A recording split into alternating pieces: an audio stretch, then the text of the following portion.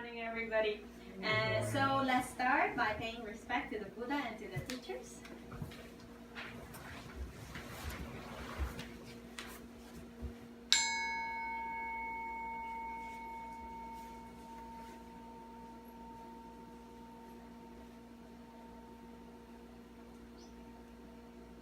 Namo tassa bhagavato arahato sama sambuddhassa. Namo tassa bhagavato arahato sama sambuddhassa. Namo tassa bhagavato arahato sama sambuddhassa.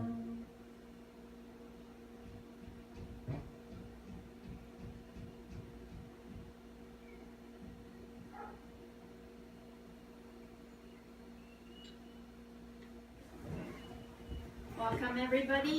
How was your week? Good. Was good. With kusala, a lot of kusala. No, puro diki. Okay. So today we are going to continue with the last part of sense sphere beautiful cittas, Kamavachara, Sovana cittas, which are the last two groups of sense sphere of Kamavachara, those cittas that frequent with sense objects. Yes? Okay, so last week we saw kusala cittas, the four aspects of kusala cittas, wholesome cittas, which have to do with two kinds of feelings, pleasant mental feeling, neutral mental feeling, and it is always associated with generosity and loving kindness. Yes, but sometimes it can have wisdom or it can have no wisdom. Yes, depends on the situation. And also it can be prompted and unprompted. So last time we saw the 8 types of kusala cittas, the group of wholesome consciousness. Is there any question about wholesome consciousness up to here? Everything clear? Yes? Yeah, I really want to distinguish between ignorance and no wisdom. Yes, ignorance is an ingredient, mental factor that only associate with unwholesome consciousness, only with akusala. So it's when we are doing bad.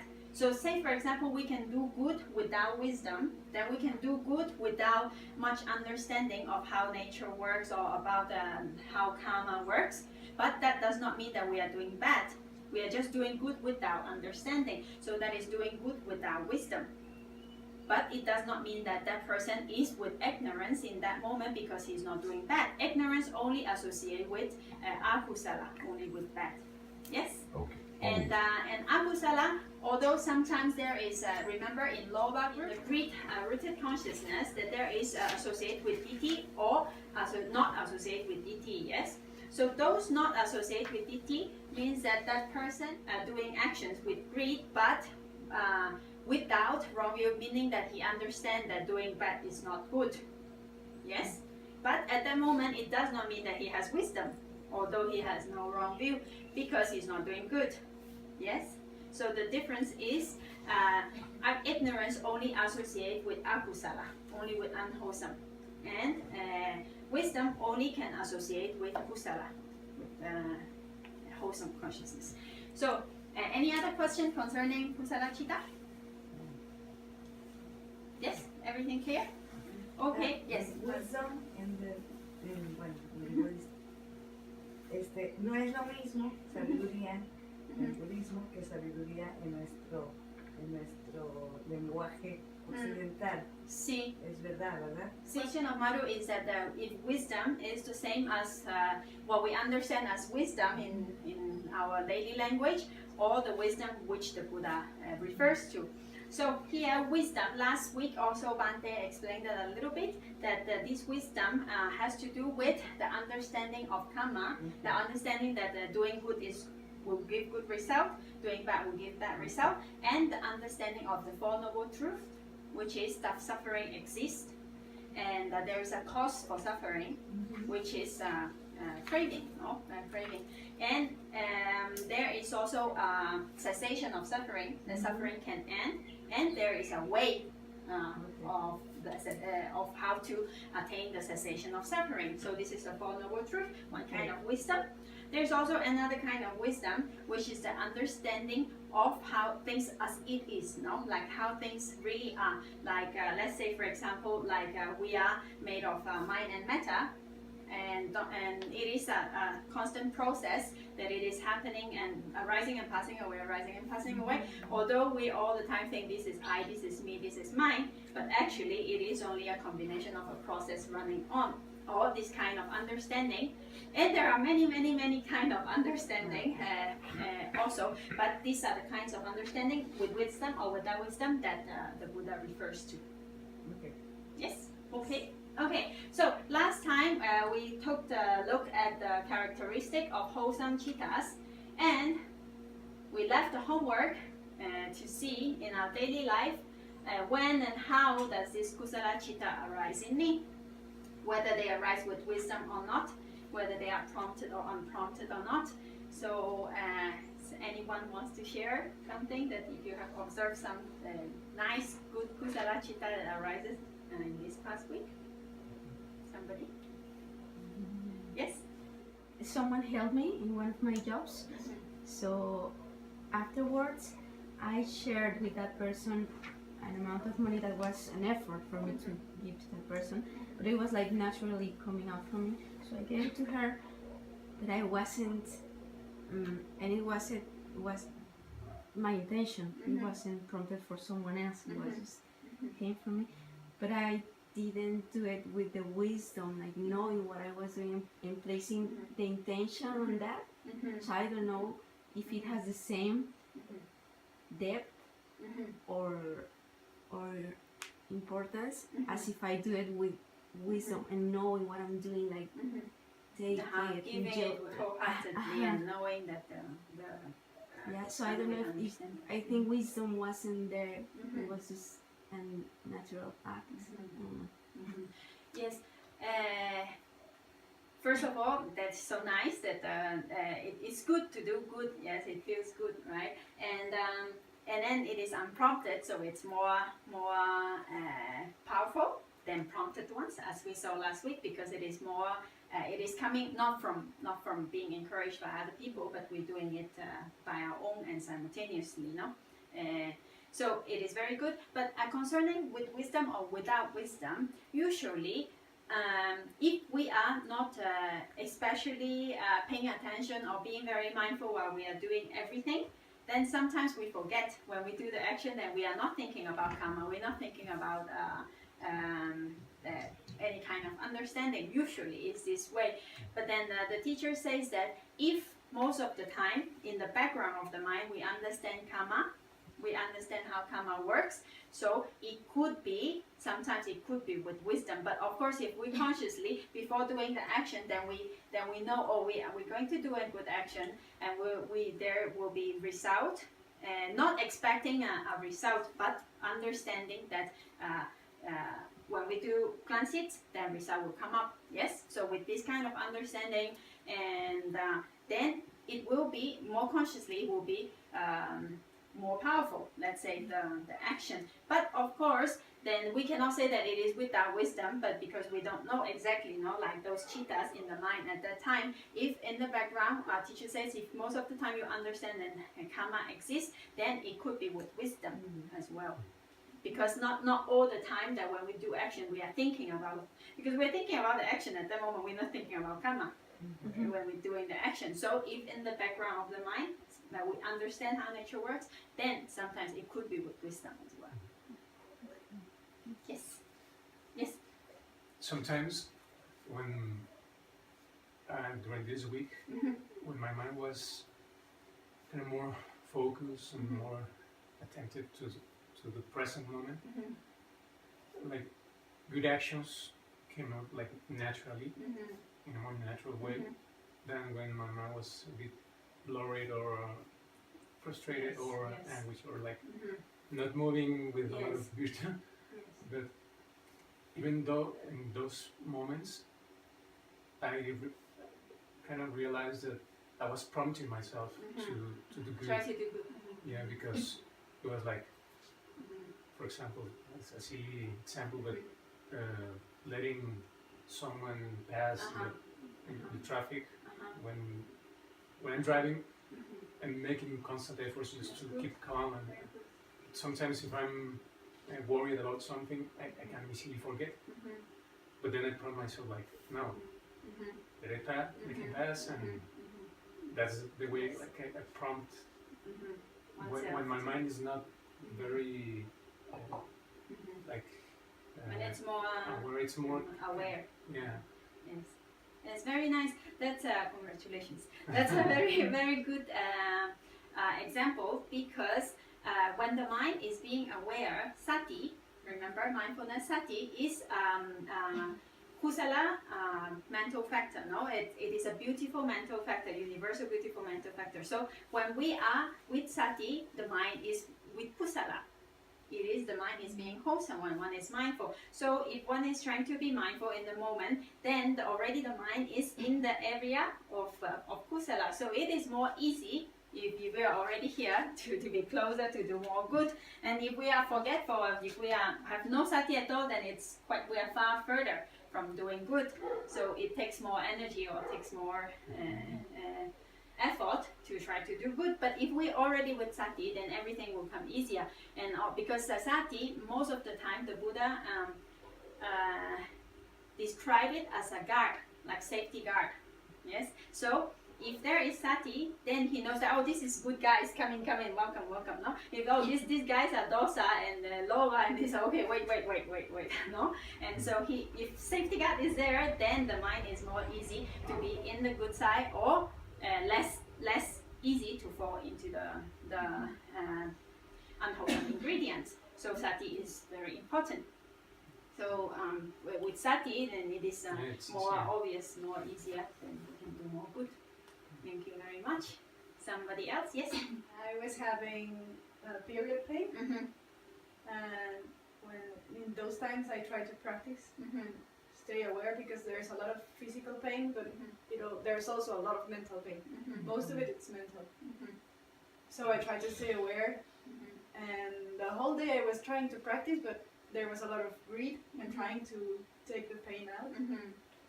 And I was trying to watch all the process, and I was quite tired already.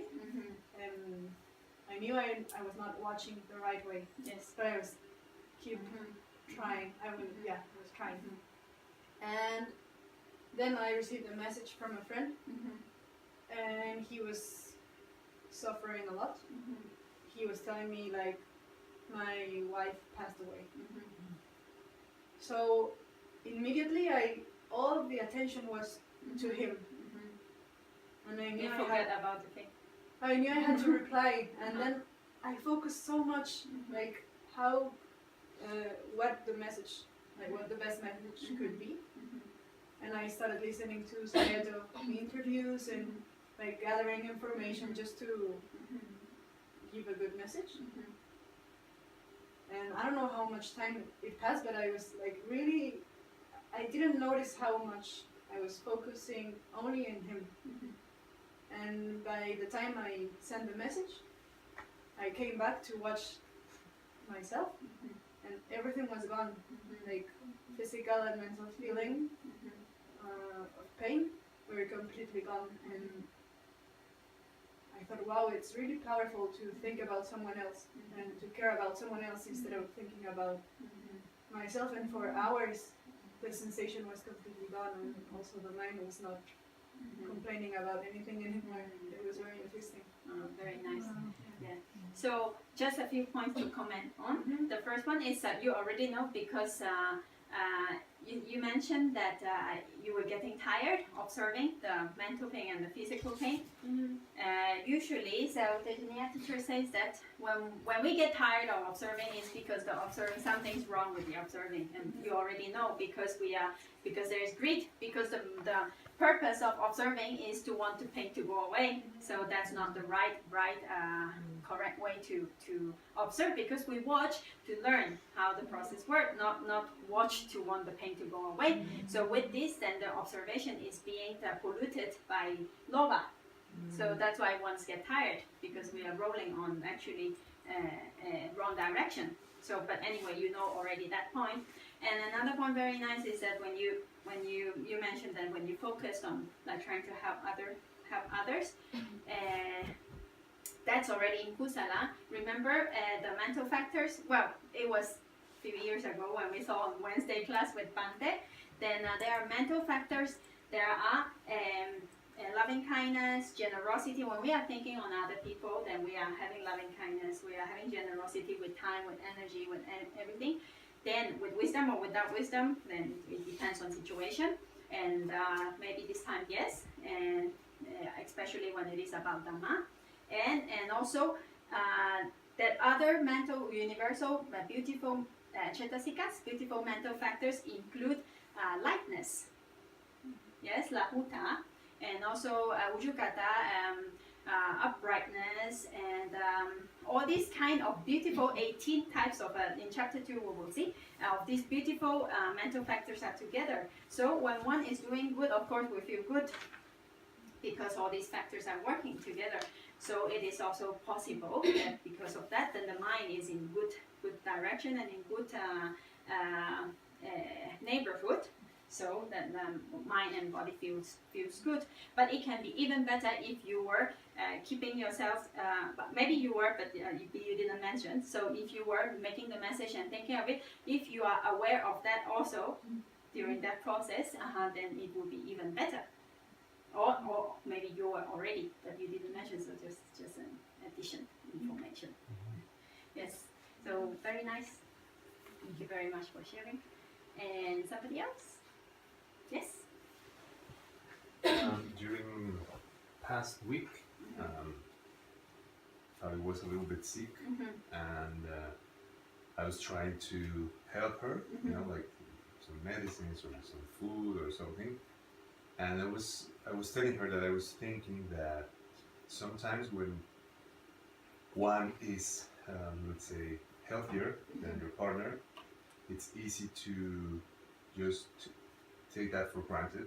Just like, oh, I am okay, and okay, then I will help you. But this week I stopped and tried to think and be very thankful because of maybe the seeds I have, and then okay, now I am okay.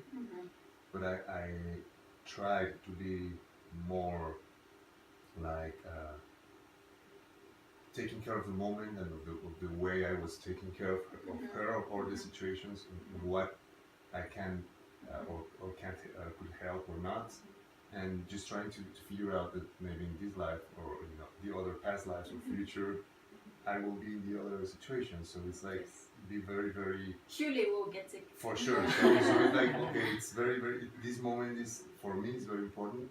I am not sick, nice. But it's very important for me to be very be here. Do the wholesome deed with wholeheartedly and with understanding that also this is also going to happen to me. And sometimes the mind was like very nice. Observing the process of as well. The mind sometimes was like it's like go up and down the stairs like 4 times or 5 times more than usual. And sometimes it was like, okay, I like the laziness that it takes. So it's like all the time like watching the whole thing like happening. Like sometimes I was feeling, don't go to that side. You have to be. It's much better to be here. Yes, it's good opportunity. Do it. Exactly. Yes. So do it and do it the best you can. So it was a nice opportunity nice. to observe that again. Yes, thank you so much for sharing. Sadhu for your deeds. Yes, as Marcelo said, it is really, really very important. This is also the way how we do good with understanding. No? Like we understand that this is also not only about karma. Well, this is also about karma, but also that this is also going to happen to me. I'm not free from old age. I'm not free from sickness. It's going to happen. And so, like how we this is also understanding while doing the service. This understanding. The Buddha said there are 4 divine messengers in this world.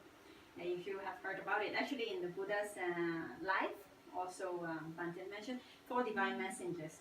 If we see person, sick person, old age, a dead person, these 3, and recruits a monk, a person that is trying to find the way out of samsara. These four are divine messengers, the Buddha said. So when you see somebody who is sick, then just like Marcelo was saying, then you also think that I'm also not free.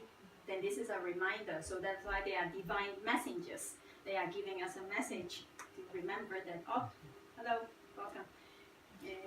There are more spaces. So it is important. Very, very nice. This is very good quality seats because when we are doing the actions, we remember and then we know the nature, how nature works. This also will happen to me. Old age also. When we see an old person crossing the street, we say, now I will also become like that. Yes, and so these four divine messengers. It's the Buddha mentioned. Well, very nice. Thank you so much for sharing. Okay, so somebody else? Yes? Okay, so sadhu, sadhu, sadhu for everybody. I'm really, really happy that you all are, we all actually, we all trying to put what we learning here into practice. And also to see these things happening in our own life, because all we are seeing, Abhidhamma, is nothing but ourselves. It is how the mind works, how the connection of mind and body. And why do we study this? Is for application in daily life, just as what you are doing. So I'm really, really happy that we are all working towards the direction of more understanding and more wisdom. Yes, and so thank you so much. It gives a lot of happiness that everybody is going very well. Okay, so let's continue with today's content. Yes, everybody okay? Yes, okay, so let's see. Then in Kamavachara Chitta, sense sphere consciousness, then we have already covered all these parts, which is the akusala, bad actions, unwholesome actions. Then we have the result of unwholesome actions. Then we have the rootless result of wholesome actions. And then we have the functional, only doing the function without roots. And later we will do a revision, so don't worry if you don't remember everything at the moment. And last week we saw this kusala chitta, that is when we are doing good, all kinds of goodness, when we are doing, then these 8 types of cittas arise in the mind when we are doing good. So today we are going to look at the fruits with roots of wholesome consciousness, the 8 types of good actions that we just saw, and also the functional with roots. So let's go into the roots. So as we saw, the 8 kind of kamavachara kusala chitta, sense sphere wholesome chittas, the 8 types that associate with mental pleasant feeling or neutral mental feeling, then they are always associated with generosity, loving kindness, sometimes with wisdom, sometimes without wisdom, and they can be prompted by oneself or by others, or they can be unprompted, they're coming out from oneself. So because of this combination, it comes up like 8 types. So actually it's quite easy to remember which is only feeling, either kind of feeling, 4 with pleasant, 4 with neutral, and then also whether associated with wisdom or not, yes, and whether prompted or not, only that. So these types of wholesome consciousness, as we saw already, they give 2 types of result. It's just like a healthy tree that it gives flower and leaves, and sometimes the flower and leaves doesn't give fruits. Maybe the flower bloom and then it maybe fall down. So not all of them will give fruits. So some types that only give flowers, and some of them also give fruits, like the actual fruits, just like apple tree. Yeah. So the apple itself, well, this is just examples. There is no apple nor flowers inside the mind, but it's just for us to understand easier. Yes. So it is not exactly, but it is something like that. Yes. So because the fruit itself, it has seeds and it has potential to develop further roots. Yes. So this is just the symbol that we said, but those are the result that have roots. Yes. So these are a little bit more powerful than those that without. So those are hetuka kusala vipaka, rootless, wholesome, resultant consciousness, are the ones that we already saw a few weeks ago, as you remember. Eye, ear, nose, tongue, touch, these 5 senses, consciousness. when we encounter pleasant objects. Yes, because it is a result of good actions. So when we encounter good objects, and also receiving consciousness and investigating consciousness during the five sense process. Remember that it comes after when the mind gets the object, then it understands what it is, then investigate, then it comes to the mind because it is five sense. So these types are the rootless, wholesome, resultant consciousness. And so now, these ones with roots, sahetuka, kamavachara, kusala, vipaka, hetu is roots, yes? So hetuka, no roots, hetuka, with roots. Those sense sphere, wholesome, resultant cittas with roots. Yes, so these types are, what types of cittas are these? And we're going to look at this now. So, these ones are actually the other, sorry, I'll go back a little bit. In the previous slide, we saw that for those without roots, those resultant without roots, they perform their own function. Now, eye consciousness perform the function of seeing, perform the function of hearing, perform the function of smelling and tasting, touching, receiving, and investigating. Yes, those are their own functions. Yes, so for these ones, the sahetuka, they have another more powerful function, which is called rebirth linking. Patisandhi. Being born as a human or as devas are a result of those 8 types of kusala cittas, the result of good consciousness. So one of the functions of these types of resulting consciousness is rebirth linking consciousness, rebirth linking citta for humans and for devas. Is it clear? Yes? See? Yes? So you see, when we do good actions, there are different kinds of resultant. Yes, but all these are, we're talking about mind, because vipaka, strictly speaking, is only about mind.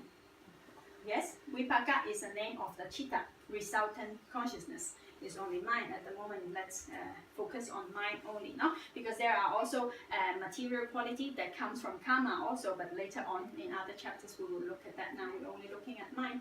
So when we do good actions, we are planting good seeds. So those good seeds will give good result. So let's say, for example, if we do good to someone, we smile to somebody, then somebody smile back to us, then immediately an eye consciousness, then we saw a pleasant object, a good object. Yes, maybe because of this good action, or maybe of other actions. The karma is a little bit complex that we don't know exactly which action gives which result. But say, for example, then if you smile to someone, then immediately some kind of good resultant also happened in that moment, that another person smiled to you, then you saw it, or they say hi, or they are friendly, then you can also have a good ear consciousness also arise at that moment, because we encounter these good objects. No? So those kind of results also happen, but more powerful results also happen when we do good actions. That is,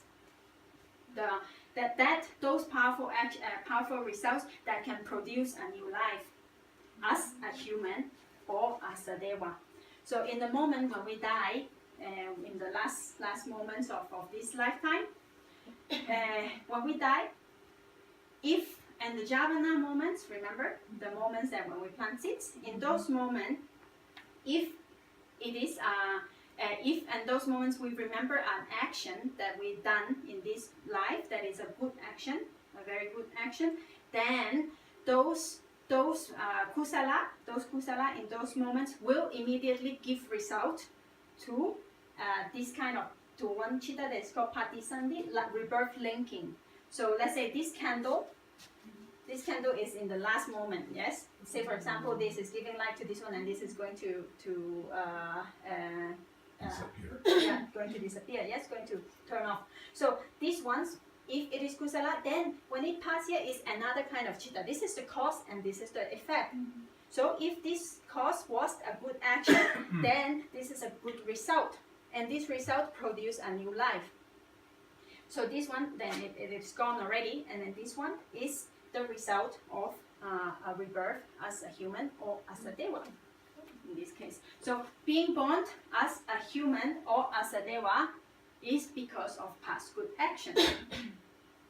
That means now that all that we are here, we are born with this kind of resultant. as human. So there are also, in the next coming chapters, we will also see different kinds of realms and different kinds of beings that exist as the Buddha taught. So there are 31 plane of existence, so 31 types of different beings. And so later on we will study that, and which type of being are born with which kind of consciousness and what actions cause them to be born as that types of beings also will come later on. But now, since we are talking about the result of good consciousness, good cittas, good actions, the result as a rebirth, one of those functions is being born as human or as the 6 realms of devas. There are also 6 different types of devas, and so being born as these ones, rebirth linking consciousness. Now, up to here, any question, comments? Okay, yes, okay, yes. Sorry, I have a question. So, we were saying that this kind of consciousness, it's the rebirth kind. I mean, No, it has a function of Yes. rebirth.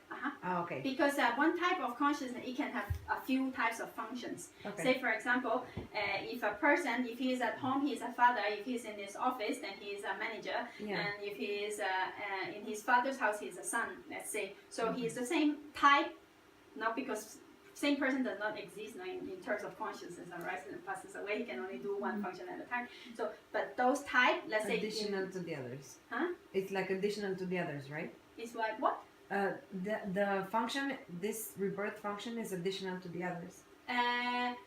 Additional, or this type, rather I would say this type of consciousness can perform these kind of functions. Okay. Yes, so we will come to see which types now, Okay. the 8 types, and then they can perform function as rebirth linking, or they can perform other functions as well. The functions come in chapter 3 actually. So, but anyway, that because this is important, so I took up this theme a little bit about this function, but later on in chapter 3 it will be very clear what kind of consciousness have what kind of functions. Okay. Yes? Thank you. Okay. So now let's say the fruit, most of the time the fruits are identical with the seeds that produced it. Yes? If it is an apple seed, it produces an apple fruit. If it is an apple seed, apple is not produced by banana seeds or not produced by mango seeds. So the fruit itself is identical with the seed that it is that produced it. So in the same way, the result is in this case identical with the actions that produced it. Yes? Okay, so in this case, this result, sense sphere wholesome resultant cittas with roots are identical actually with the 8 types of kusala citta. They are the same as the actions that caused this kind of result. Yes? So that's why there are also 8 types, exactly the same, where 4 with pleasant feeling, 4 with neutral feeling, with wisdom or without wisdom, prompted or unprompted. But these types, they are not actions at the moment, they are results of those identical types of actions. And these are the types that produce a new rebirth.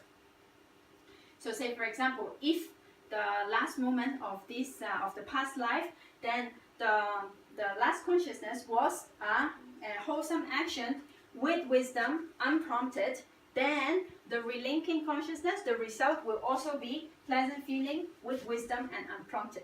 That this person is being born with this type of consciousness with 3 roots: aloha, alosa, amoha, generosity, loving kindness, and wisdom in this case. Or if the last moment, that wholesome consciousness that produced this life is without wisdom, then the result also will be without wisdom. So this person will be born in this life with only 2 roots, only generosity and loving kindness without wisdom. Yes, can be prompted or unprompted, because so they are identical. Yes, I hope I'm explaining clearly because I see some questions. So if you have any questions, let's discuss about it to make clear if there is anything that is not clear. I just have a question. There, because it's a real case. The father of a friend just died, and he was shot. So it was a violent act. But when he was at the hospital, like really, really dying. She was with him, and she was telling him good stories, and he was kind of smiling, and then he passed away. So, in that case, what kind of conscious is he? Did he die with? If he died with a smile, that's the conscious that's keeping up for the rebirth. You know, it is very difficult to say exactly what kind of consciousness the person died. This only the Buddha knows. Like for us, we can only guess, or we can only hope, but we will not know for sure. Yeah, because it is very difficult. But in the case that if you say that if somebody is telling him like good things, like reminding about like what generous deed he has done, or so this is actually advisable. If a person is passing away, then remind him. Or remind her about the good deeds that he has done in his life. Don't ask him where is your saving books, where did you keep your money. Don't ask him these things, because then he will be thinking about other things. Yes, so don't make him worried, and so tell him that everything is going to be okay and everything. So make him at peace. So if in those moments, then if his mind is at peace. If his mind is remember, yes, in this life I have done good, I have helped my friends, and I have been nice to people, and so he is in the good moments. So in those cases, then it is possible that those last moments will be kusala, will be wholesome. Yes. So that's why in those moments it's very crucial, very important. Then because the rebirth linking comes immediately after. So the resultant, if it is good, then it some kind of this 8 will arise in his mind. So if he's smiling, then it could be with pleasant feeling, somanasa. Yes, and it depends on what is inside his mind at that moment. So that's why we cannot say. But if the person is telling him about good things, so if he is happy about it, he's smiling. So it is possible, like quite possible, that he passed away with a good mind. So if he passed away with a good mind, so this kind of result will happen. So he will be in the next life, if it was a good result, will be born as a human or as a deva. In this case, yes. I have a tricky question. Yes. So let's say that most of your life you have planted like not really good seeds, but some of them were unprompted and wise. So when you pass away, if you remember those seeds, it doesn't matter the rest that you planted. Yes. Actually, there is cases also like this. Say for example, okay, let's talk about in general first. So in general, when a person, if he has done a lot of bad deeds during his lifetime, in the moment of death, the mind is very weak because we're dying already, yes? So it's very weak. So it is quite difficult for that person to do good at last moment if all his life has done bad. So it's very habitually, because we are so used to doing those things, so it is more possible that those things will happen in the last moment because it's habit. Because at that moment, we're dying so weak, then it is very difficult for us to consciously, I will be so good in this moment because the mind is weak itself. So whatever is habit will come naturally. It's logical, yes, most probably. So those are most of the cases. But in some cases, say for example, there in the times of the Buddha, there was an incident. Then there is a monk and an arahant. He is an arahant, fully enlightened being, and his father has been a hunter all his life. And in his old age, after he retired, then he became a monk, and then he stayed in a monastery with his son. And so the moment of dying is coming, and so the son knows, and he was staying next to his father. And at that moment, the father was saying that, my son, help me! Dogs are chasing after me, and so he is very afraid because he is seeing images that dogs are chasing after him, and because he was a hunter, so he was in a forest and dogs were chasing and like that. So then the arahant, because he's a fully enlightened being, he knows that this is not a good sign because he is with this kind of mind at this moment. So if he passed away now, he's going to reborn in a unhappy state. Yes. So the arahant at that moment, then he reminds his father. He say, father, look, we brought some flowers, and then let's offer to the Buddha. then these flowers in your name, we are going to bring to the pagoda and we are going to offer to the Buddha. And so he changed his mind. At the moment he's not thinking about the dogs and the forest, and he thought, oh yes, very nice, I'm offering flowers to the Buddha, and at that moment he passed away. So it was like luckily because his son knows and so helped him to direct his mind to a good direction. So in that life, then he was reborn as into a good life because of this last moment. It could happen, but all that he has done, all that he has killed, those actions only didn't have condition at that moment to arise, but it does not mean that it won't arise. So in that lifetime or in others, it will happen. It will happen. So you can save him once maybe, but maybe not all the time. And also for normal people that we don't have a fully enlightened being around us all the time when we are dying especially. So we have to depend on ourselves to do a lot of good deeds during our lifetime. So it is a habit that we have more possibility when we die that this kind of result, this kind of consciousness or cittas will arise in us. But we cannot depend on others to remind us. Yeah, and somehow from what you say, it also got to me this idea that the result of him planting other kind of seeds was that he had a son who became an enlightened being. So it could be, or yes. having someone enlightened around him. Also, it could be. Yes, everything has to do with everything. Okay. Good. Thank you so much. Good answer. Thank you. Okay, some other questions? Okay. Yes? Okay. So, always, all the time, when a person dies with an unwholesome mind state, it's always going to reborn in a different realm, not human. Yes. Always. Always, yes. To born in as a human, it must be a result of wholesome action. That meaning any of these 8 kinds of result. Wow. Bueno. And there is one exception. You know, there are beings that are born with less capacity. Let's say they have mental problems when they were born, or when they are, or maybe they could be born handicapped, or some problems that they have, or maybe they could be born blind or deaf, or with some difficulties, let's say. So in those cases, it could be not with this 8 kind, but with investigating consciousness. Let's go a little bit here. So as we saw, good, but being born as a human must be a result of good action, whatever it may be. With wisdom, without wisdom, it is not possible to be born as a human with a bad action. That's not possible. So, but in those cases, say for example, for a person which is with some less quality, less capacity, they were born with this rootless investigating consciousness. This result that has no roots. So because maybe the action, the good action was less powerful, was good but not so good, and so it could not produce the result that is with this kind of consciousness. So the rebirth consciousness taken by these types of person is one that is the investigating consciousness. This one perform the function of rebirth in that moment, because it can perform of function of investigating, no, during the 5 sense. So, but it has another kind of function.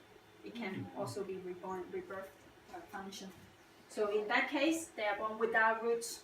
So no generosity root, no loving kindness root, and no wisdom root. So it is more difficult in that life. Yes. Is it the same case, for example, for a person coming back to this realm, but in a very unfortunate scenario, like, for example, a child in Somalia or something like that, that since the moment of his birth, he's exposed to a lot of suffering.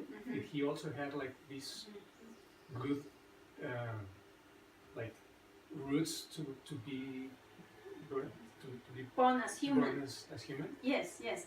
You see, when we do good deeds, like let's say for example, there are a lot of humans that suffer a lot, but they were born as a human being. So whatever it may be, if the person is born as a human being, that means that it was a result of one past good deed that he has done, however it may be.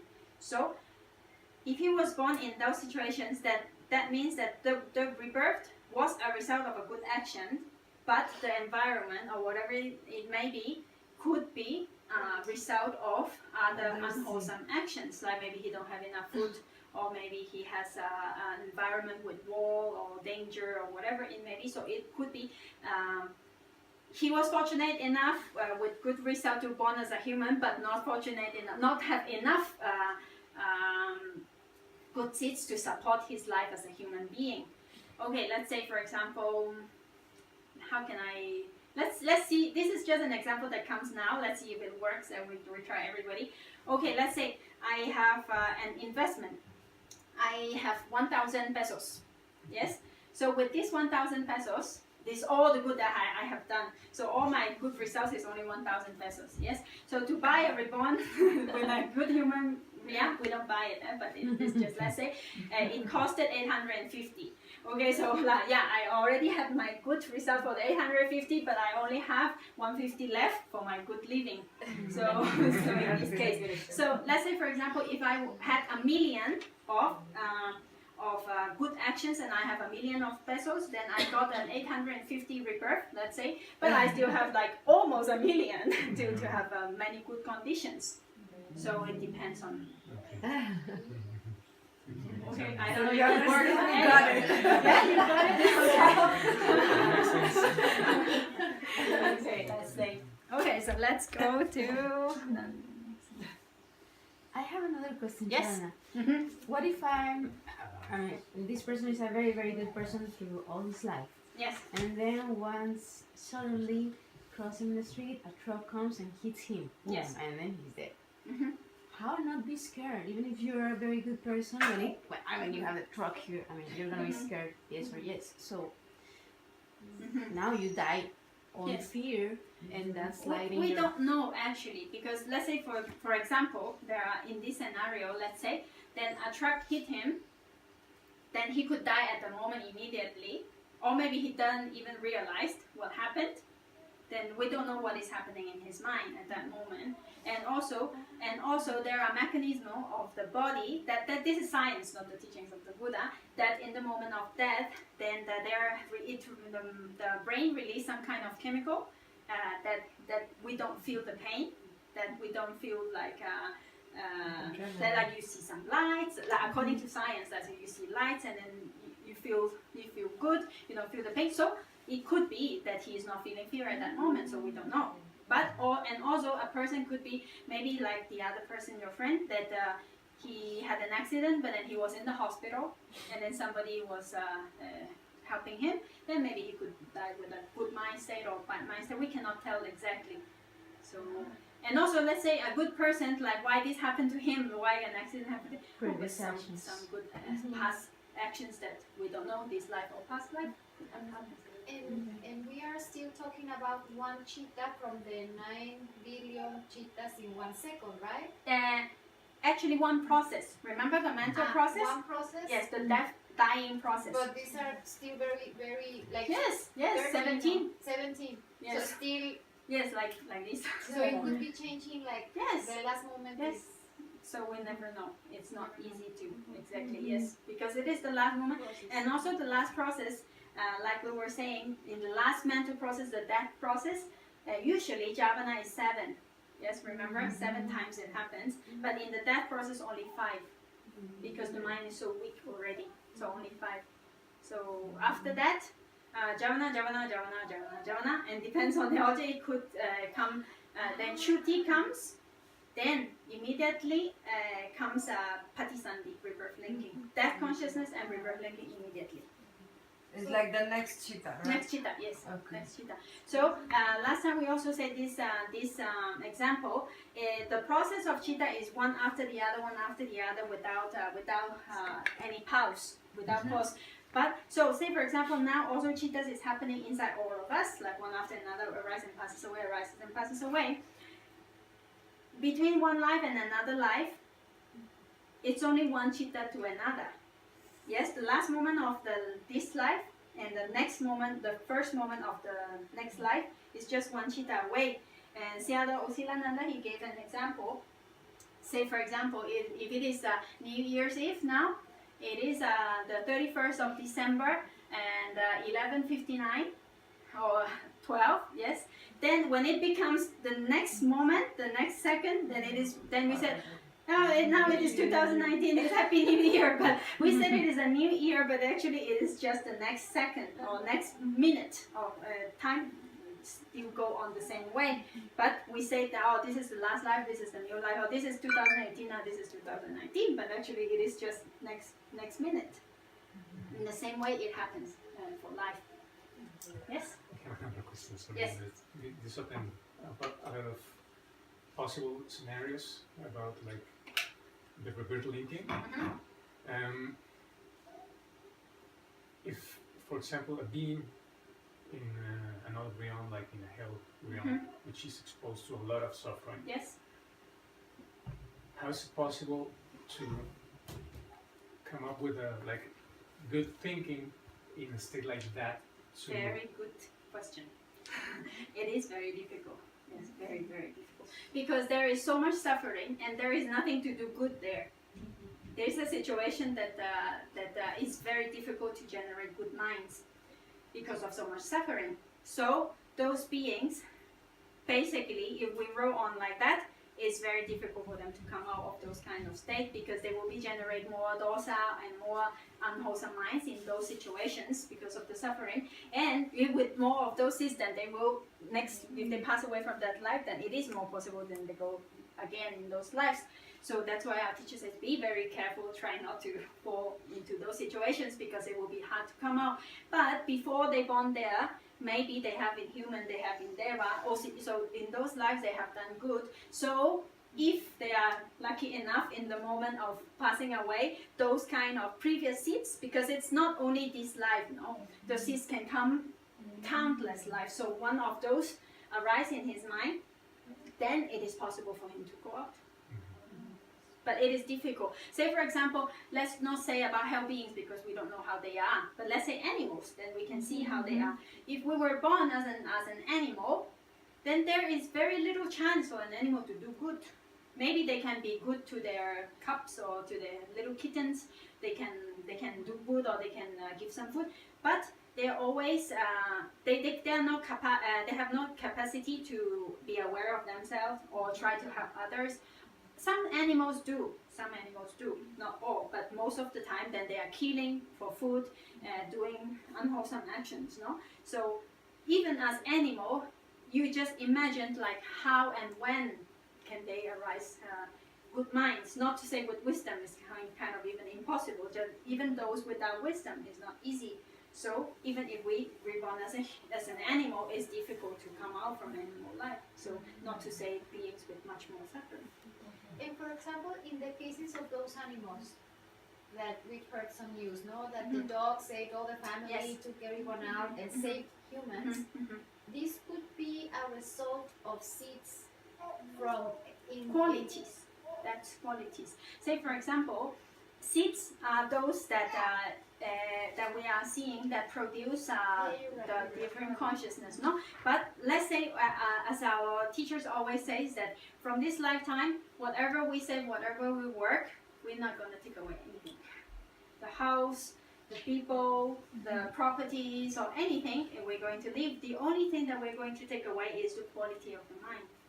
Whatever we have cultivated, like whatever we have developed the wisdom, whatever we have learned, and all this quality, like being a good person or practicing a lot of kindness. So this kindness is with him, no? So this quality is going to go with us. So that's why our teachers always say cultivate the mind, because this is the only thing that you are bringing with you. So let's say, for example, this dog, for example, he might be very good or he might be a human in his past life, but because of a dying moment, some kind of bad, unwholesome chitta arises in his mind and he was born as a result into a dog in this case. But he might have cultivated lots of good qualities in his lifetime. So he has this good quality, then he wants to help other people.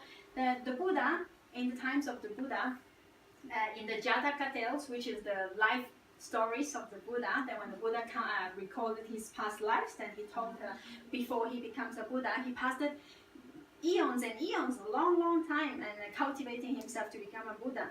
But in those times, he is not being enlightened yet, no, until he becomes, until the last life of the Buddha. So he also had done bad deeds, and so sometimes he was also born as an animal. Even he was on the way to become a Buddha. So he was born as an elephant, he was born as a monkey, and he was born as other beings. But always, because he was already on that path, cultivating himself, even he's always a very special animal. Like he's always an animal that have other kinds of animals and he has better quality. Is there any way we can help our pets to? Yes, sometimes, say for example, when we were in Macau, my mother has a turtle, a small turtle, and sometimes he liked to go under the altar of the Buddha, and then sometimes he stayed there. And sometimes, so when we sometimes pay respect to the Buddha, we do chanting, we bring him next to, okay, let's do it together. And we don't know if he do it or not,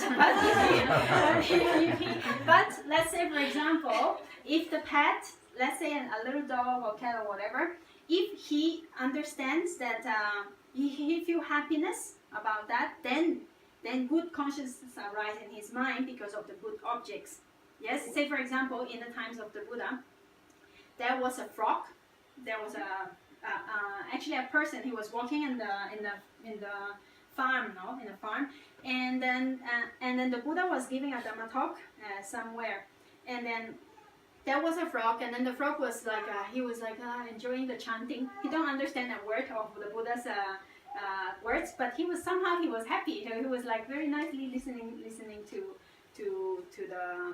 the talk, although he don't understand, but somehow he have a good feeling about it. And then somebody passed by then with a stick and just stabbed it on him without knowing, because he passed by and at that moment he died. But he died with that consciousness appreciating the Buddha's teaching. So at that moment, and so he was reborn to a good life after that.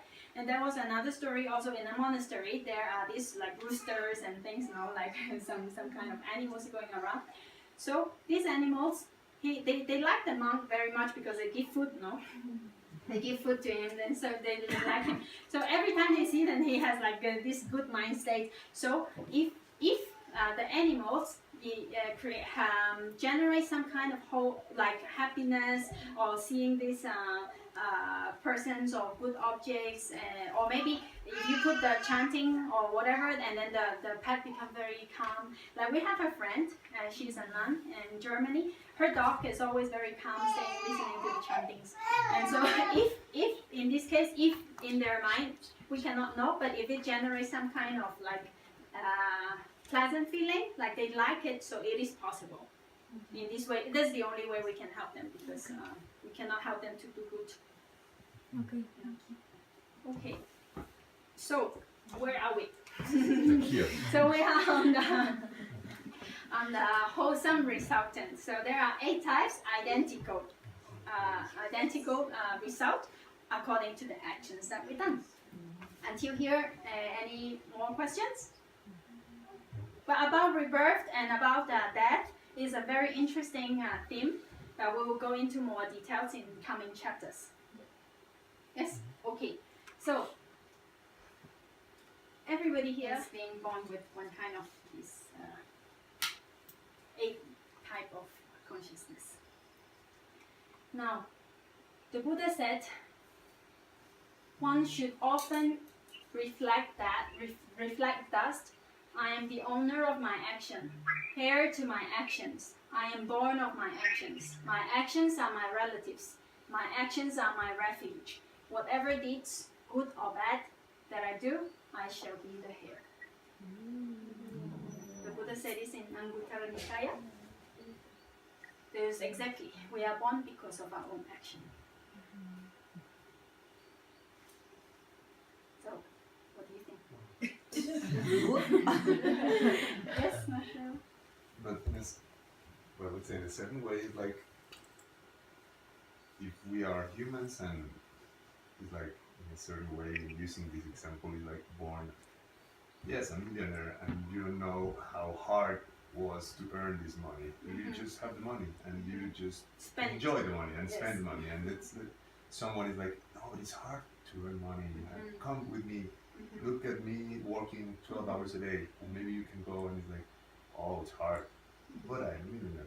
So maybe that's why service is so important, like being in touch with that reality to know the importance of having what you have or getting what you get is It's because not of easy. it's not easy, and it's because of, in this case, We good have done actions it, and yeah. exactly. So I mean Not for that's free. I listened to you both you and you were telling us about that. It's don't stop, because it's a very unique opportunity and very valuable to know that you have everything, and it's very difficult to have everything. And Yes. once you have it, you have to. We all have to take it seriously in that Yes.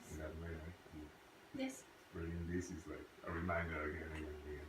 Yes, even just being reborn as a human is not easy. You see, like in that moment, one of those good actions must arise in the mind. Otherwise, we will not be born as a human being. Okay, just with that, it was already being born as a human is already difficult. Now, after being born as a human, with all the conditions that we have, we're not lacking food, we're not lacking place to stay, we're extremely fortunate with everything. That's also a result of past karma. But as Marcelo said, if we don't appreciate and don't cultivate more, it will also finish. Like however money you have, that you keep just spending it and don't create more, it will be finished. And also the one point also, we don't know what kind of bad deeds we have done. Also, we also have a lot. And at any moment when conditions is there, those seeds also will come. So we can get sick, we can get broke. Now today we have a house, we have everything. Tomorrow, what, earthquake? Okay, what, millennial? Whatever, millennial, billionaire, the earthquake comes, a tsunami, everything is gone. It's also possible, or if we may even die. So whatever past bad action we have done, we also don't know. So any moment it can also happen. So when we are good, it is so important to remember to keep cultivating good qualities of the mind, keep doing more good until we are free, no? Until at the last moment, until enlightenment. And It's good opportunity. Yes. China, more other enlightened beings can know, like the Buddha, what they did before, or it ain't that easy. Not all. Yes, because the Buddha has the highest wisdom. He has cultivated the highest wisdom, so the Buddha can know limitless past lives or of himself and of other beings, because he can know where they come from, what they have done, and all these things. Some arahants, some and totally enlightened beings, if they have practiced jhana, which is next week, we are going probably next week, we're going to talk about that. Well, if they have cultivated samatha meditation, which is concentration, to a very, very deep degree, then also it is possible, because the mind is so concentrated.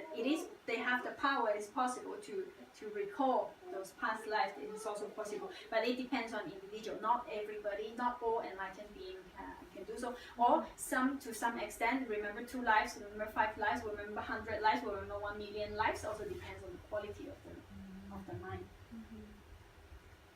Yes. So this is really important. This makes us like be responsible, because whatever we become, it's because of our own action, not because of any other random luck or fate or whatever, destiny. Yes, Mark. En español. Mhm. Puede haber un karma grupal, o sea, Ujú. como grupo, como nación, como o So Maru's question is whether it is possible to have a group karma. Now, if it depends how we understand it. Say for example, if we as a group today, we study the Dhamma together, we cultivate together, so individually we are planting good seeds, each of us, yes, in the same moment. So if conditions arise that we meet again in another life, and this seed happen of each of us, no, like individual seeds, have the conditions to bring result, then we might meet again, we might study the Dhamma together again, or whatever. So you may say that this is kind of a group, yeah, but result is individual. there is no like group karma. Let's say, for example, this group of people that has one same karma together. It's not possible because action is one by one. Even the quality that we are planting these seeds here is different. Some maybe, I'm not saying that anybody else, but maybe, could be. Some maybe listening, but actually he's thinking about what am I going to eat later. So say for example, so the quality of the seeds that is planted at this moment, or a person being really thinking about the words of the Buddha and paying attention. So the quality is different, no? When one is thinking about lunch, another is thinking about the content. In the same time, in the same place, it can be like we are doing the same thing at the same moment, but qualities of seeds is everybody's responsibility. Everybody is planting. So if we do things together, let's say we plant 2 seeds, 2 apple seeds here, then it is possible that when time comes that these two trees, like they can sprout together or they can grow together. So it is possible that if we do things together, then those results could also happen similar time, similar place. It is possible, but it is individual and not all the time. So in that sense, group yes and group no. So maybe it's because we increase or decrease our possibilities. Linking it back to the group question. So whenever we as a group we plant a sort of seed or at least similar sorts of seeds, Yes. we increment the possibility or the probabilities That they sprout together. that they sprout together. Yes. Okay. Yes. And if I only plant one seed here, but I'm on the other side of the world, let's say, it will sprout there because it's like separate. It's not. We're not doing it as a group. Yes, and yes, in example way, it works similar like that because karma don't know we can die here and born in China Exactly. right away. So in the next moment we don't know.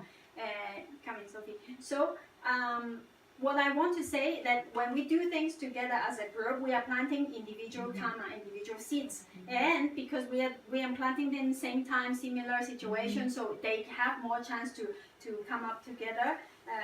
Say for example, if we are all here today, it's because of some kind of past karma. At least we all walked from the door, and so we all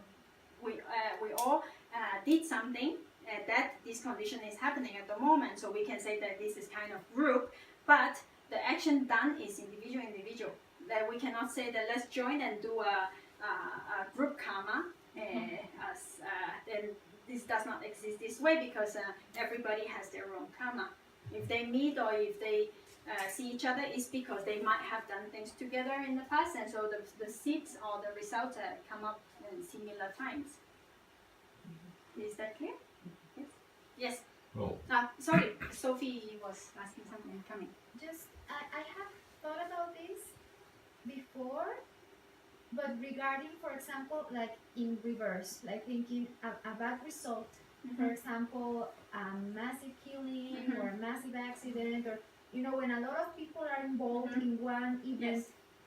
And now that you mentioned, and I wonder, like, what happened with this previous actions, and from what you said now, it's not that this group had made the same actions, bad actions to have this result.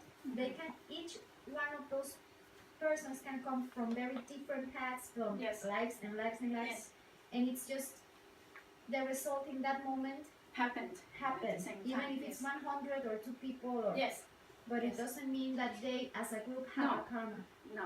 Say for example, or it could also be, say for example, our teacher says,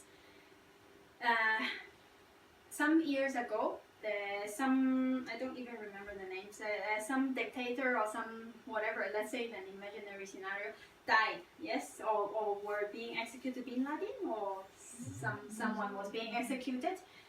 And how many people in the world from different places were saying that hooray and so good, and how many people planted this seed, like saying that so good that they killed him. Right. Yes. So all these people, they planted the similar kind of seeds, of unwholesome seeds at that moment, because they rejoice in the killing of someone. they might not even know each other. They might just watch the news at a different time and then they thought like that. So it could also, then they all planted similar seeds. Then maybe in, say for example, not totally connected, but say for example, when a plane, like different passengers from different places get on the plane, they don't know each other, they fly, and the plane exploded, they all die. So some kind of bad results happened at that moment for all of them. It's more like the quality of the seeds were similar and the conditions aroused and Yes, when exactly. When there are conditions, similar conditions happens for this kind of seeds to arise, then it happens. Yes. I would like to know exactly about the group idea of the Judaism that is persecuted all along the history. So they perhaps have, as a group, certain kind of dharma. I would like to know if you can feel like that. I mean, the sensation is like that. They might have similar actions that they have done before to be born there. Individually. Yes. So because of the situation of conditions that these people were being persecuted, not because of as a group, but because individually they have done different kinds of good or bad karma, and they were born there into these situations, and the bad result of each of them has the condition to arise.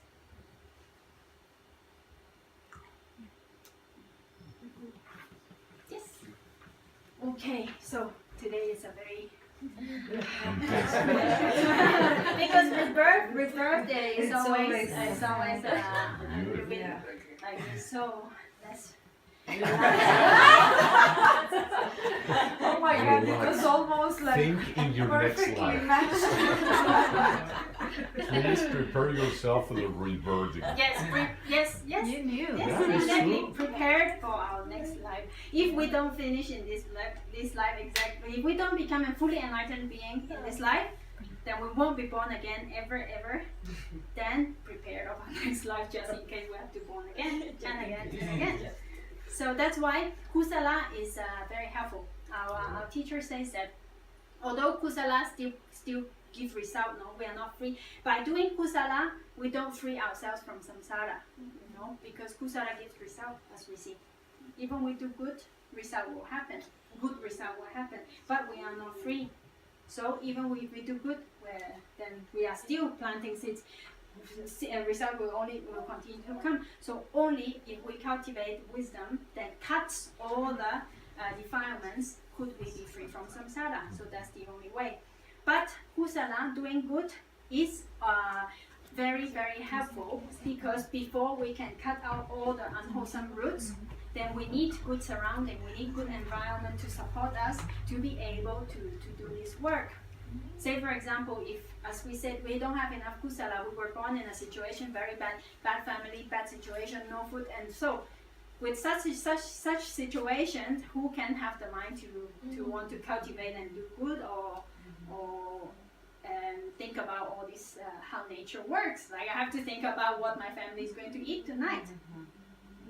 So that's why kusala is of great support to us. So before we get fully enlightened, we have to do a lot of kusala to make sure that we have good conditions to support us for the practice. Yes.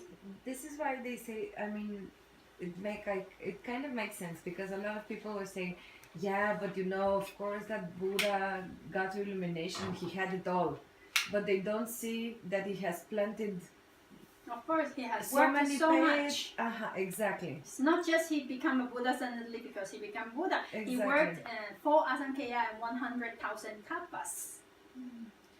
Asankya is many kappas. So 4 asankyas, like thousands of kappas, and 100,000 kappas to become the Buddha. Before that, 4 asankyas and 100,000 kappas ago, he already have the potential to become a fully enlightened being at that time. But because of his compassion, and because he wanted to become a fully enlightened being to help other beings, then he decided, I will stay and cultivate until I become a Sammasambuddha in a future existence. And it took 4 asankya and 100,000 kappas. Just to say how long is 1 kappa, more or less. Mount Everest. Mount Everest, everybody knows. If a little bird comes to the Mount Everest once every 100 years to sharpen his beak, and he's just do tick tick, that's it. Until this bird finished the whole Mount Everest, still not one kappa has passed. Oh, man. And the Buddha has spent 4 asankeyas and 100,000 kappas to cultivate himself to become the Buddha. A long way. So that's why so much respect, no? Because throughout this life he has to suffer and born again and again and again, because he could have already been an enlightened being in that life. But he decided that he would do, he would cultivate himself for the good, for the benefit of others. And Heidi, for all this time, Ren was able, when he became enlightened, he was able to see also which realms started first. I have not heard or learned about whether the realms start or like how it starts first, or if they all together, or I don't know. But with this, I have to ask the teachers. In the case of animals, it's more clear, no? That they came first, and then humans became. Yeah, according to the Buddha's teachings, we don't come from animals. Like Yeah. you see, evolution, we said we come from monkeys, no? But according to the Buddha's teachings, we don't come from monkey, because to be born as an animal is from an unwholesome resultant. So to be born as a human being is from a wholesome action. So we cannot be born from from animals. Like human cannot come from monkeys, because it is different kind of beings with different kinds of cause and different kinds of results. So, and about which realms and all this, whether they all happened at the same time or whether one first or the other, this I haven't learned, I have no information. I will have to ask our teachers. But there are also suttas that say that how the world cycles begins, then this the Buddha had explained, but this is a long story and we're not probably going to go into that today, because it's another theme. Then maybe later when we have time we can talk about that. Yes. Yeah, but about the realms, about different types of beings, is also only because, as the Buddha said, is because of their own action. Because of good action that they did, they were born as human, or they were born as deva, or because of action that they were born as Brahmins, and because of actions, unwholesome actions, they were born as animals, as other beings that suffer more than us. So it's, at the end, it's because of everybody's own action. Okay? Well, relax. And what time is it? 10:30. Do you want to take a tea? Yeah. Yes? Okay, so let's take a break and take a tea, and then we'll continue. Yes. Thank you very much. Okay, welcome back. Let's continue. Now during break time, we were talking a little bit with Andrea and Eduardo then about human evolution. Well, so we just said that, I just said that most probably humans do not come from monkeys, because consciousness are different. Consciousness of human beings and consciousness of animals, be it monkey or be it a fish or be it a cat, whatever, the consciousness are different, and are beings in different realms. Although we see each other, we share the same space, but it is different consciousness that we are born with. Yes, but we were also talking about that Andrea suggested that it could be possible that physically that the monkey evolved to be more upright, or evolved physically, and then there could be conditions for humans, and then the human consciousness can arise with this kind of features, like not a little bit not like monkey, a little bit like monkey, or whatever it may be. It could be possible, but the only thing is that consciousness are definitely different. The ones that are born as human and the ones that are born as animals. So physically, this we're not so sure how it happens. Actually, in the work cycle, when the Buddha explained how work cycle happens, and it also says how human came to be also, like the first human. But now today we're not going to go into that. Otherwise, it will be another long discussion. So okay, so we will leave this for later on. Okay, so consciousness is different is the main point. Yes. Okay, so now let's continue. So we finished those sahetuka, kusala, vipaka. Those are consciousness, wholesome, resultant consciousness with roots, which are identical with the actions that produced it. No? Yes. So 8 types and 8 types identical. So now we are going to go to the last type of the beautiful consciousness with roots, functional ones. Okay. Yes. So. May Yes. I ask, Yes, just to be yes. sure, so that like resultant chitta, it only applies for rebirth, No, right? no, it has other functions as well. Ah, Yes, one of its function is rebirth. okay. Yes, it also happens in us now, in other types of consciousness. Later we will go to that. When we okay. go to functions, then we will see each type of consciousness, what kind of function it has. Yes, Okay. so it happens now also. Those ones. It happens in Bhavanga, as we saw already. It happens in Tadaramana, the aftertaste of the process, and all those also are this kind of resultant consciousness. And they death consciousness also. So they have different functions, but the most kind of intriguing one is the rebirth one. So we mentioned, but they have different functions. Okay, so now let's go to the functional. So sense sphere functional cittas with roots are those consciousness that only happens in fully enlightened beings, or Buddhas, or Arahants, fully enlightened beings. So because they have already get rid of all kinds of defilements, all kinds of ignorance, and all kinds of craving, so they have no more loba, no more moha, and no more dosa, of course, not all kinds of defilements. Whatever good deeds they do, because they have no defilements, they cannot do bad. So whatever they do can only be good. But the only difference is that they don't plant seeds anymore. Yes, so whatever action they do is only a function. So they do good, happens, and then it passes away. It does not leave any karmic potency for it to arise other consciousness. So they only do the good deed, and that's it. They don't plant seeds anymore. So these are the consciousness when the Buddha, let's say, or when fully enlightened beings do whatever kind of good actions, when they share the Dhamma, when they teach, or when they are kind to other people, whatever good deeds they do, it's the same, actually same 8 kinds as kusala, as the ones in us when we do good deeds, but it does not plant seeds anymore. So they are not called kusala, but they are called functional in this case. So exactly the same 8 kinds. But always with wisdom, no? Or no? Okay, this is also a very good question. They say fully enlightened being, of course, they always must have wisdom. So why is there like those kind without wisdom? Yes.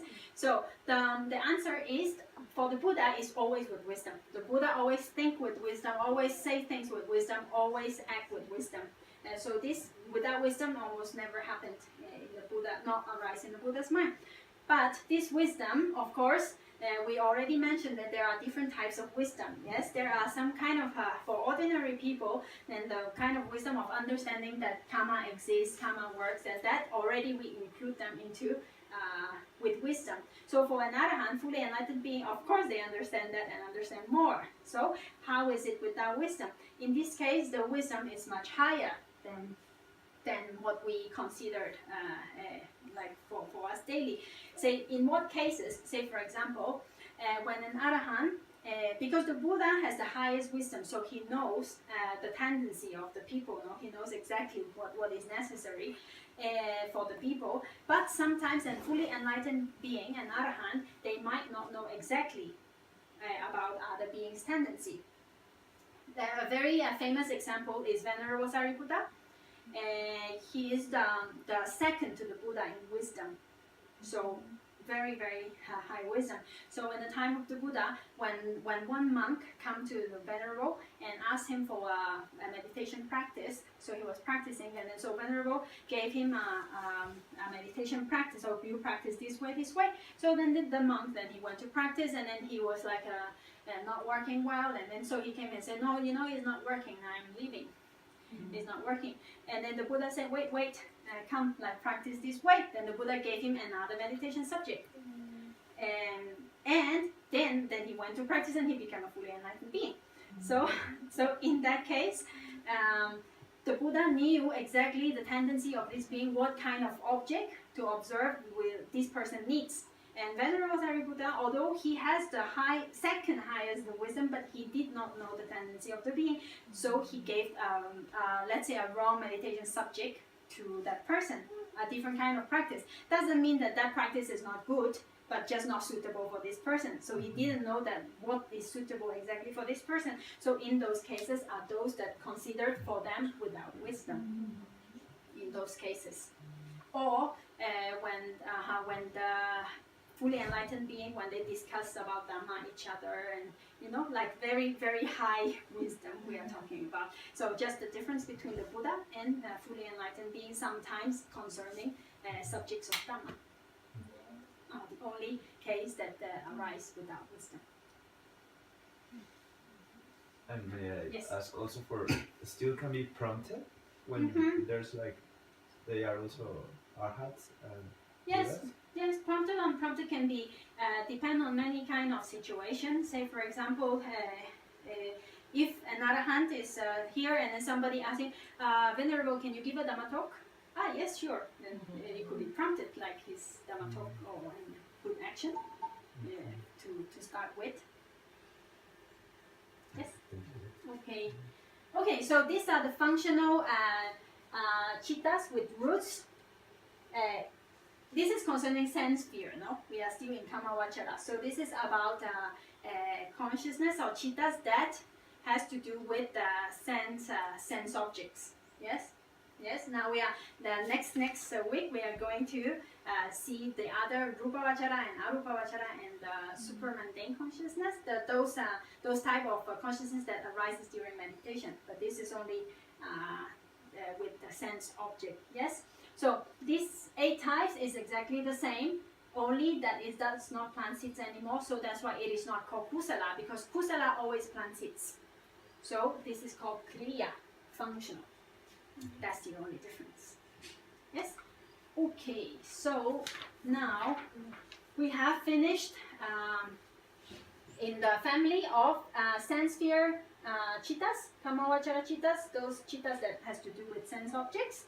The beautiful ones that has 2 roots or 3 roots, or no, 2 roots or 3 roots, always with beautiful roots. The kusala citta, the 8 types of good actions, the good citta that arises when we do good actions, the result identical and also functional for arahants and for totally enlightened beings. So now we have finished these 3 family. And sometimes this kusala citta is called mahakusala, greater wholesome, and Mahavipaka, greater resultant, and Mahakriya, greater functionals.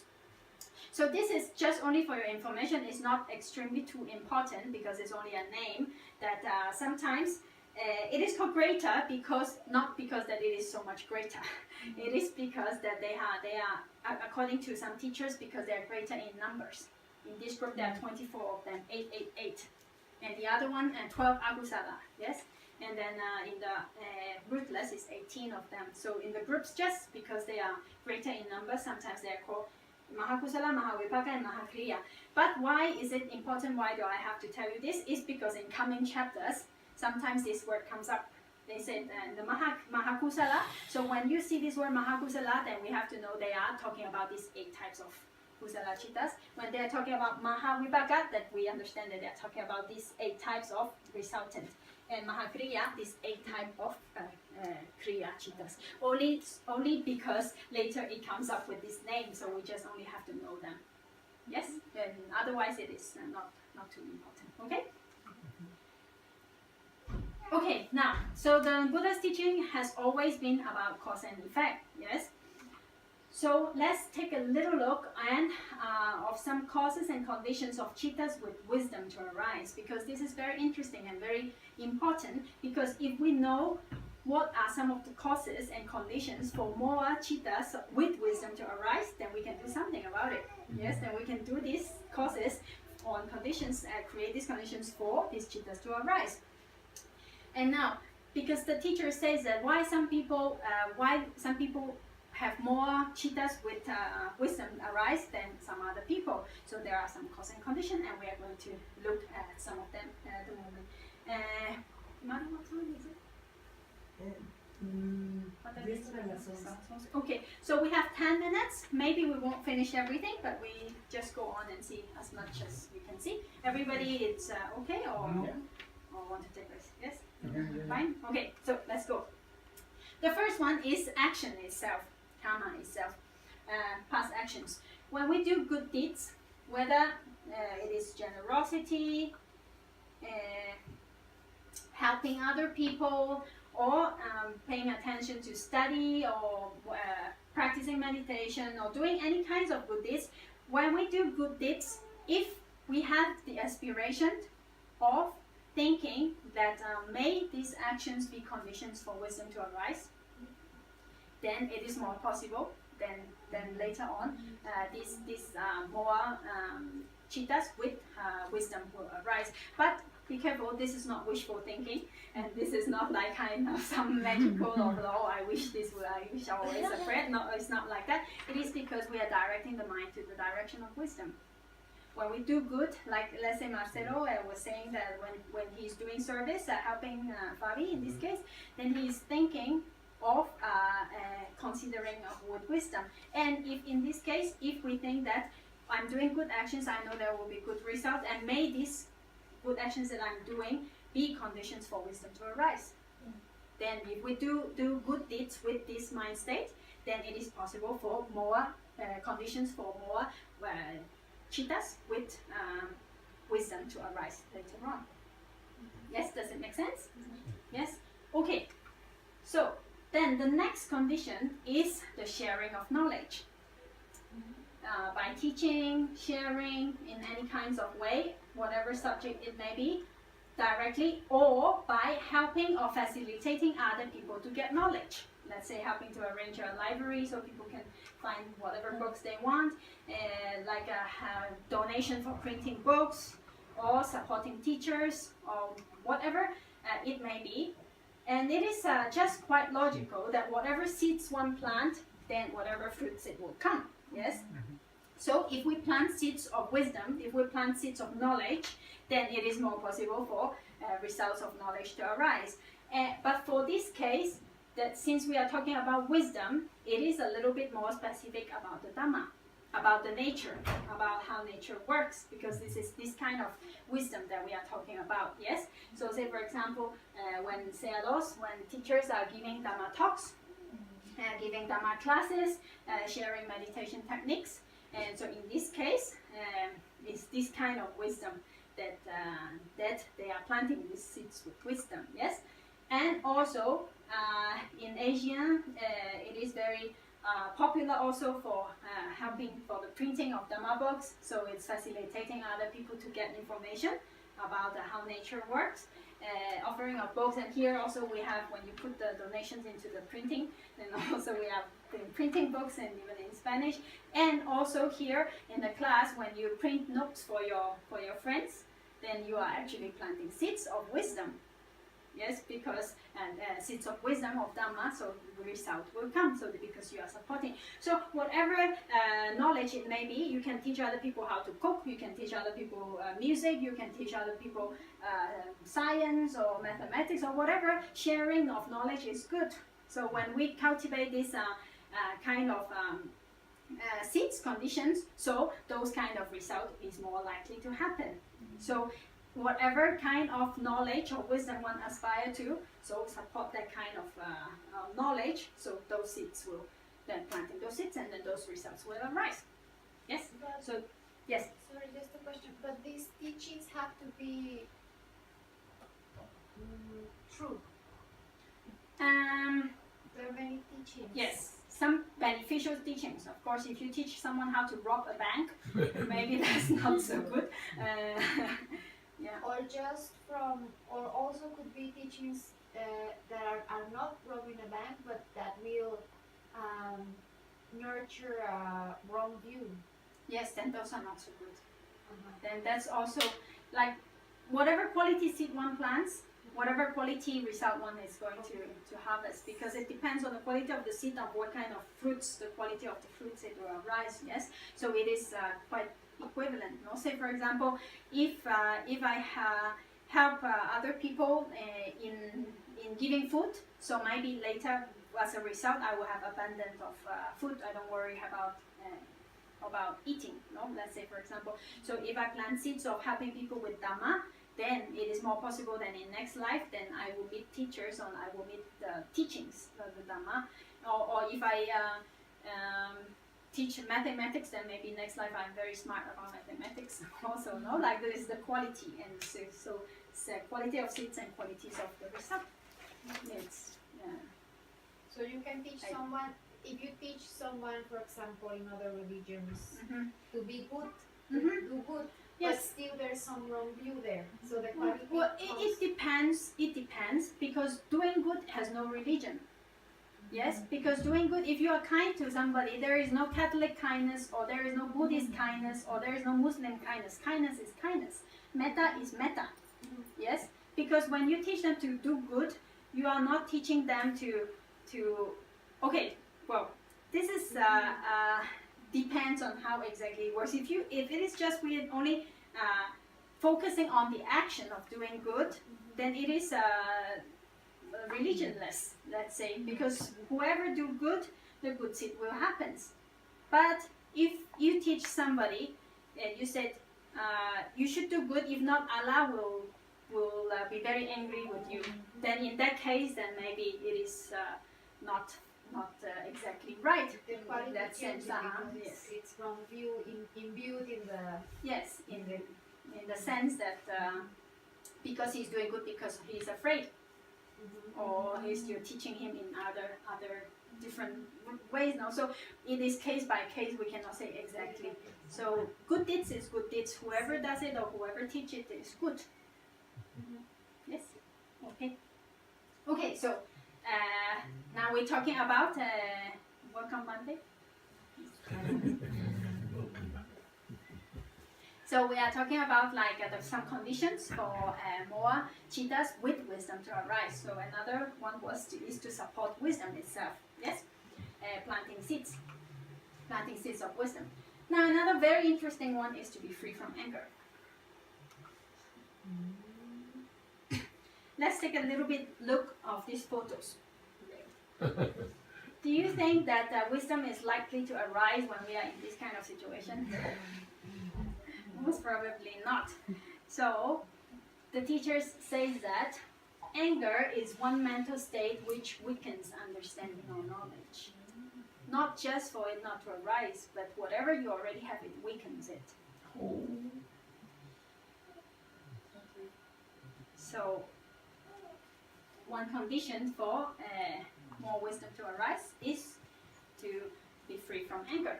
So if we wish to cultivate in wisdom and be wise, be happy and don't get angry. So this is one of the conditions. Okay, so another condition is the maturity of mental faculties. If you have watched the videos or you have come in the Wednesday classes, then you might have heard about the 5 faculties.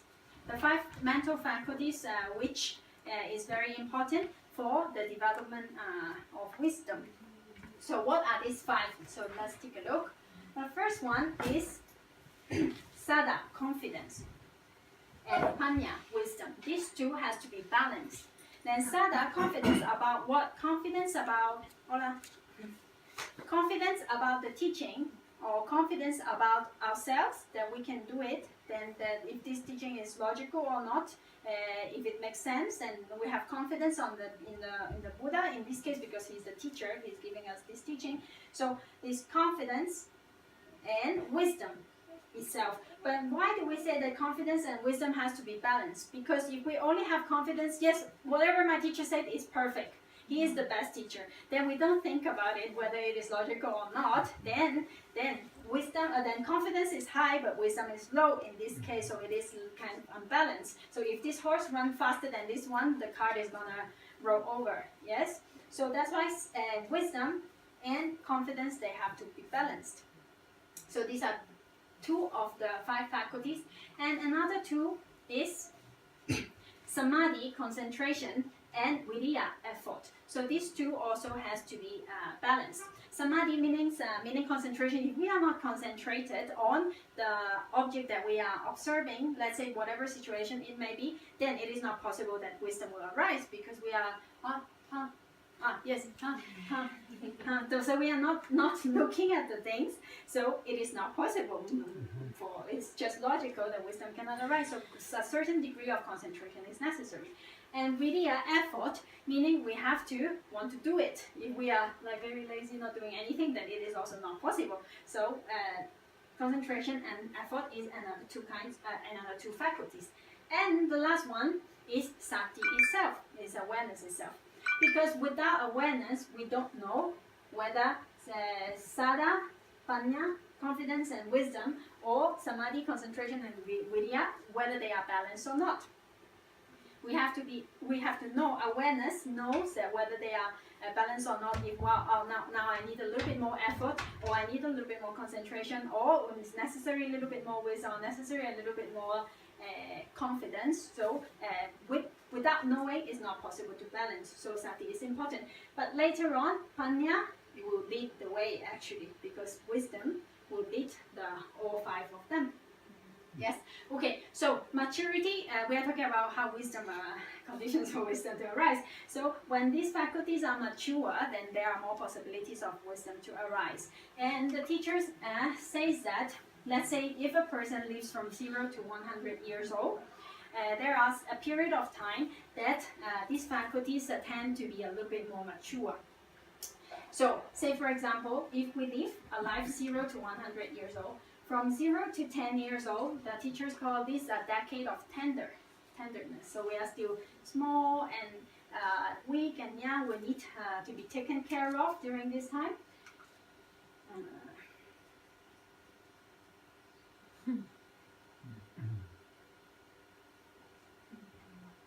So during these years.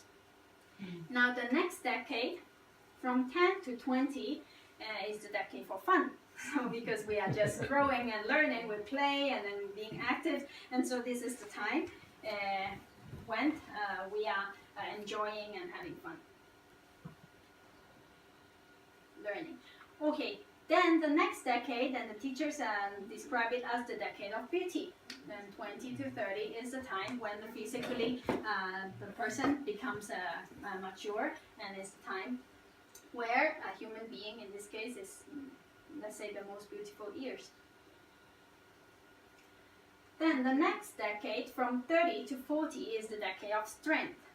This is the time when we are strong, we're working for old age that is coming. Okay, so the next decade is the decade for wisdom.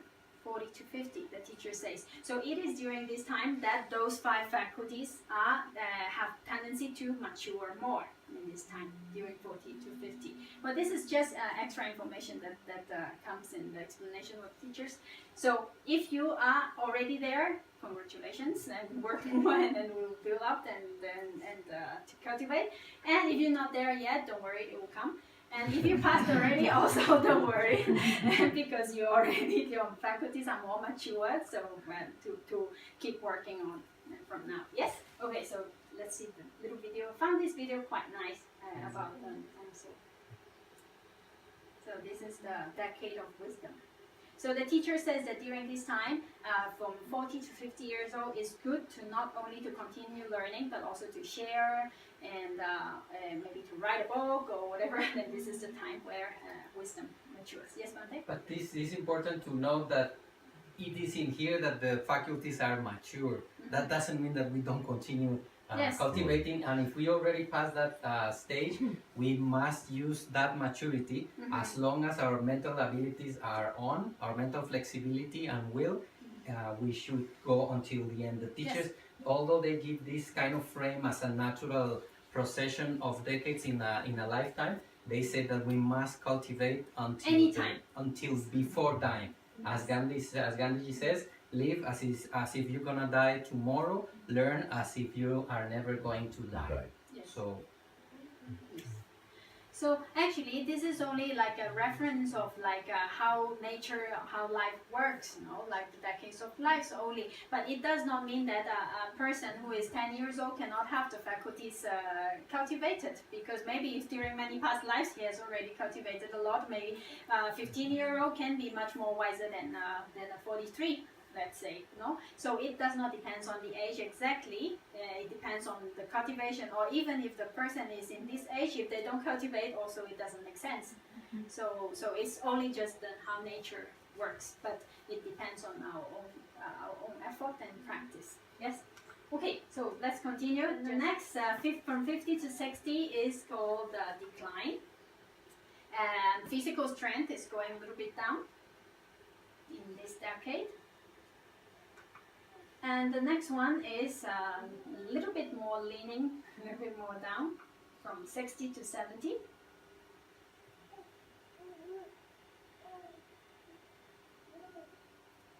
And the next one is called the decade of bending. It's getting older.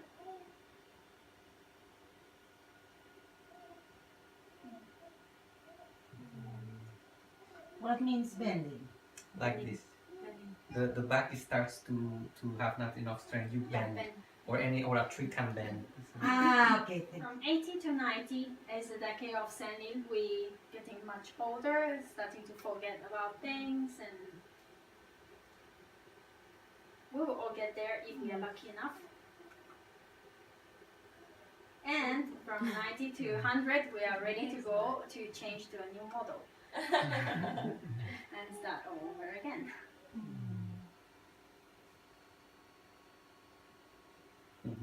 So I thought this is a very nice video. You want to see from 0 to 100? Yes.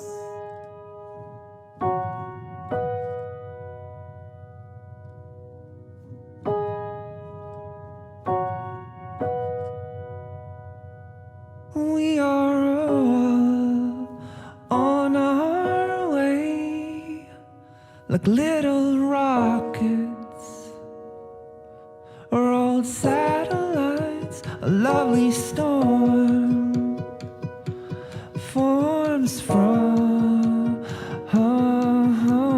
every single heartbeat, every single heart. Every single heartbeat, every single heart, every single heartbeat. Very nice. So that was another condition. Now, let's continue with another condition. Yes. Okay, yes, I think we might be able to finish. Yes. Yeah. Okay, so it is for conditions for more wisdom to arise is to be distant from mental defilements due to vipassana and samatha meditation. Because when we are practicing, we are being away from mental defilements. For samatha meditation, it is temporarily because we are concentrated on one kind of object and the mind is not having lobha, having dosa, having moha in that moment. So it's temporarily we are away from the defilements. And for vipassana meditation, well, actually this is sitting and walking meditation, so it can be any. It can be any. For samatha, it probably is only sitting, but for vipassana, it's possible both, and even daily life. So with vipassana is eventually through understanding, through cultivation of understanding, to uproot all kinds of mental defilements. So to cultivate wisdom. So this is by vipassana and samatha meditation is also conditions for more wisdom to arise. Now the last one is rebirth with the 3 wholesome roots. Remember, we already saw the consciousness, the resultant cittas that we are born with. So if one is born with the 3 roots, the one with wisdoms, then it's more possible for more consciousness with wisdom to arise because the roots already came together. Yes? But this we cannot control because whatever we bond with, we already bond with, we don't know. So this is only for your information. But whatever it may be, if we cultivate more good deeds with wisdom in this life, whether we are born with or born without, then the next ones, there are more possibilities to be with. Yes? So that's why it is important in this case. Okay, so now, congratulations. Now we have finished all the Kamavachara cittas. Yay. So the first group of cittas that we have already completed totally. Akusala, the 12 unwholesome actions, result of akusala, rootless result, and rootless result of kusala, and functional without root, which is, remember, the 5-door averting consciousness, mind door averting consciousness, and hasitupada, the smiling consciousness of the enlightened beings. And good actions, kusala, 8 kusala, identical result of the kusala, and those kriya, that when fully enlightened being do good deeds, that does not transit. So these are all the Kamavachara cittas that we have already finished. And next week, we are going to continue a little bit.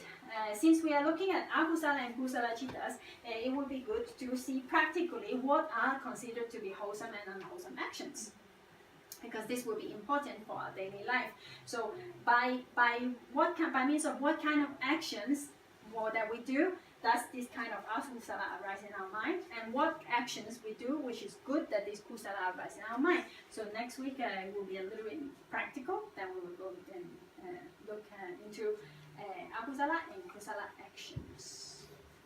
So that's it for today. And as last week we mentioned in Myanmar, when we finish class with Seadoji, then usually he recites Buddham Sasanam Jiram Diktatu, meaning that may the Buddha's teaching last long, because we all have, I think, to some degree, get benefit from the Buddha's teaching. So may it last long for more and more people to get benefits from it. So let's finish with reciting Buddham Sasanam Jiram Diktatu 3 times, and we invite Bante to please come also recite with us and close.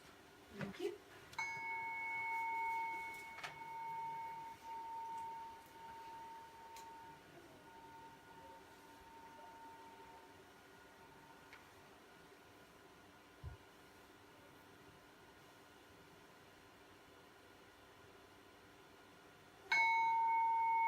Buddham sasanam chiram tedatu. Buddham sasanam chiram tedatu. Buddham sasanam chiram tedatu. Dear family, it's a pleasure to be together again. It's a very good day because we have opportunity to explore ourselves, to explore the nature inside and outside, the nature of other people. So congratulations and thank you very much for allowing all of us together to have this opportunity. May these seeds fall in great soil, so it gives plenty fruits for everyone, for ourselves, our family, people we know, people we don't know, especially those who suffer more than us. And with that intention, we recite. Idano punyam nibbanasan pacheyo hotu. Now with the intention that people who suffer more than us, which are millions and millions of brothers and sisters, may they be well, may they be free from war, may they be free from violence, may they be free from manipulation, aggression, ill will, and all kind of hunger. May all beings be well in all the universe. May they be well, happy, peaceful, free from ill and suffer. And with that intention, we recite Idano punyam sabasatanam pajimam. Idano punyam sabasatanam pajimam. Idano punyam sabasatanam pajimam. Sadhu, sadhu, sadhu. Amya, amya, amya, amya. Yuro mujabaduro. Sadhu, sadhu, sadhu. Alo chachadumya, amya, amya, amya. Yuro mujabaduro. Sadhu, sadhu, sadhu. Alo chachadumya, amya, amya, amya. Yuro mujabaduro. Sadhu, sadhu, sadhu.